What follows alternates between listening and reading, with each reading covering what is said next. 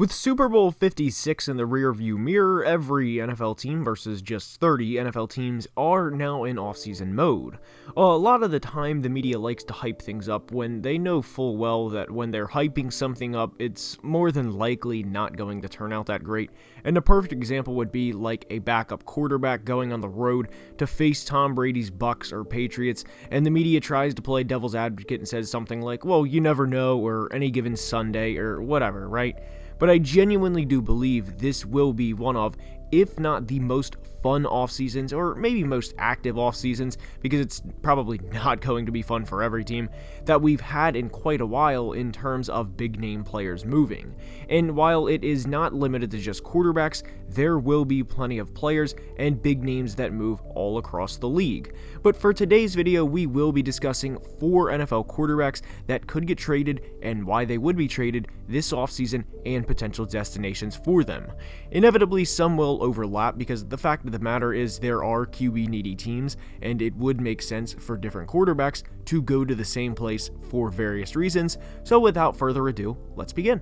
And we are starting today's video with Jimmy Garoppolo of the San Francisco 49ers. This one makes the most sense for various reasons, but the biggest one, of course, is they spent essentially 3 first-round picks on Trey Lance. And Jimmy, like everyone knew, the writing was on the wall for his time in San Francisco, not just during the playoff run in which they went to the NFC Championship game, but for the entire 2021 season. And Jimmy G is certainly interesting to discuss among NFL fans and media, because you don't watch Jimmy play and think,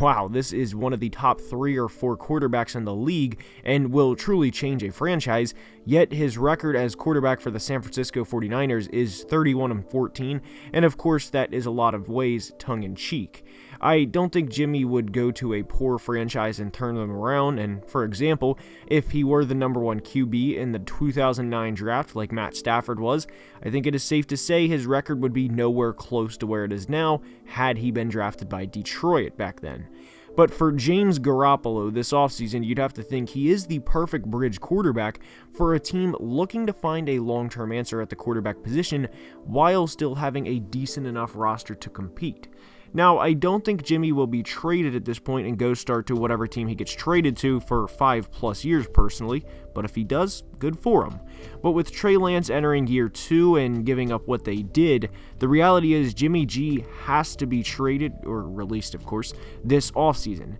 If he's not, and Trey Lance at really any point early in 2022 goes out and makes, a young rookie or young second-year player mistake for a player in what would be his 3rd or 4th career start or something along these lines, you'd hear a lot of Jimmy chants and things like, yeah, Jimmy may not be a superstar, but he doesn't make that bonehead play, or comments in this general area of the internet. But back to the bridge quarterback, and unless this team makes a huge splash trade up like for a Malik Willis or Kenny Pickett, which I would be very surprised if they do because it's really not typically their style, Jimmy makes a lot of sense to be traded to the Pittsburgh Steelers. Now, Pittsburgh could be in other talks with other quarterbacks in today's video, but for a bridge QB, it makes a lot of sense depending on the route Pittsburgh chooses to go. The last thing on Jimmy is that does not mean he is for sure 100% buy a custom jersey on NFL.com now that he's going to Pittsburgh. I'm not saying that he is, I just want that to be crystal clear. From the NFC to the AFC we go to discuss current Colts quarterback Carson Wentz. Whether you like, love, or hate Carson, there are quite a lot of rumors surrounding the Colts potentially trading him this offseason, and I am a firm believer in this area of the NFL. Where there's smoke, there's fire. And with how many QB needy teams there are right now, hell, you could even say the Colts are one of those, there's a lot of incentive to move Wentz. The Colts may have to eat some of the money, and for them specifically that's fine at the moment because there's not a lot to pay, and I'm talking right now specifically, there's not. Yes, they have DeForest Buckner and Darius Leonard, but if you have 2 guys making elite money, that's completely fine, and they can still afford to eat some of the money Wentz is owed. And before we continue further, no, I did not forget about Big Q, as he has more than earned a long-term extension and will rightfully receive one. But the point stands is if you have these 3 guys to pay, you can afford to eat some of the Wentz deal, and a team I like to trade for Wentz because of their quarterback retiring is the Tampa Bay Buccaneers. While Wentz nor anyone else is Tom Brady, it certainly would not be a bad situation for him to walk into, assuming they can get some pieces back. If they cannot retain a lot of their weapons, because an offense of Carson and Mike Evans with AB, Godwin, and Gronk all leaving really wouldn't look that far off from what we saw from Tampa from 2015 to 2019. A team that may occasionally make splash plays and occasionally beat a good team here or there, like back in 2019 when they beat the Rams, but for the most part a team you can circle on the calendar as a win, unless you're truly a bottom 3 or bottom 5 team of the league. And the Bucs front office most certainly knows this and knows they'll have to retain a lot of their current skill position players. The unfortunate reality for them is when you go from Tom Brady to someone else, you know there's going to be a drop-off, but at the same time, that's the risk of winning or going for a championship with Tom. And I would say any Bucs fan would do the last 2 years over again for whatever comes this offseason. I am positive of that. But for now, Carson Wentz to Tampa makes a lot of sense.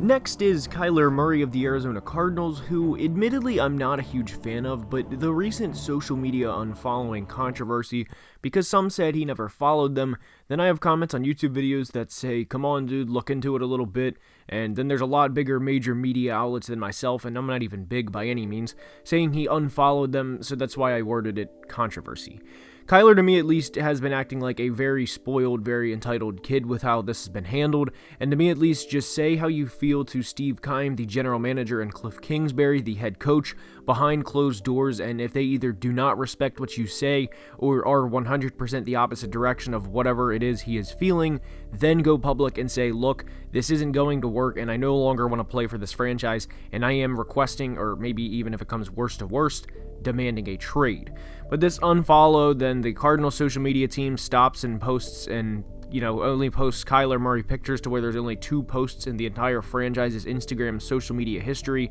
is comical. I would be quite surprised if Kyler returns, and with how the team has collapsed over the past 2 years, I don't blame him. I wouldn't want Cliff to be the head coach of my team either, given he is a notorious second half of the year choke artist. Kyler's trade value is a bit of a mystery, because there are plenty of people out there that think he sucks, and while I'm not a fan of him, I don't think he is a bottom 5 quarterback by any means either. Let's just go ahead and get that clear. But his trade value will surely differ big time between NFL franchises because of the drama, and will he want to play for another NFL team, and what would the said NFL team then give up? But right now, at this point in time, Kyler Murray is without a doubt a quarterback that could get traded this offseason.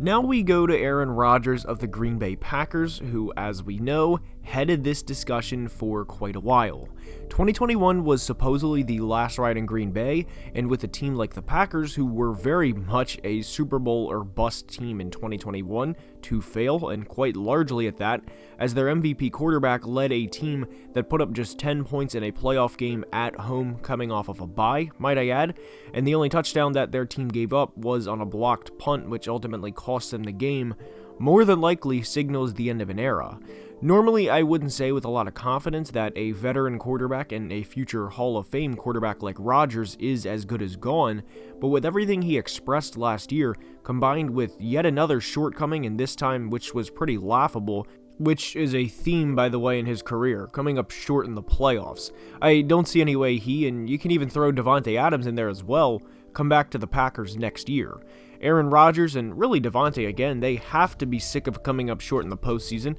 as a decade ago, if you would have said Rodgers, still 10 years later at 38 years old, only has 1 ring and 1 Super Bowl MVP, and 1 Super Bowl appearance at that, it's not like he's even 1-4 in the Super Bowl, he's only got there once, while some guy named Jimmy Garoppolo, who is a freshman at East Illinois, would have the most Super Bowl titles of any current active NFL quarterback, which he does, by the way, with 2 from New England, you would have been shocked to say the least. Denver and Pittsburgh make the most sense for Rodgers because it's the typical out-of-conference, let's trade him so we don't ever have to play him, and if we do, it's a once-every-4-year type deal, and it will be extremely interesting to see what either of these NFL franchises are willing to give up for the 4-time league MVP, due in large part to his age. You would like to think that both teams, whether it's Denver with Javonte Williams, Jerry Jeudy, Cortland Sutton, Tim Patrick, and Noah Fant, they are a quarterback away from being able to seriously compete, and the same goes with Pittsburgh with their core of young guys. What will they be willing to give up for Aaron Rodgers?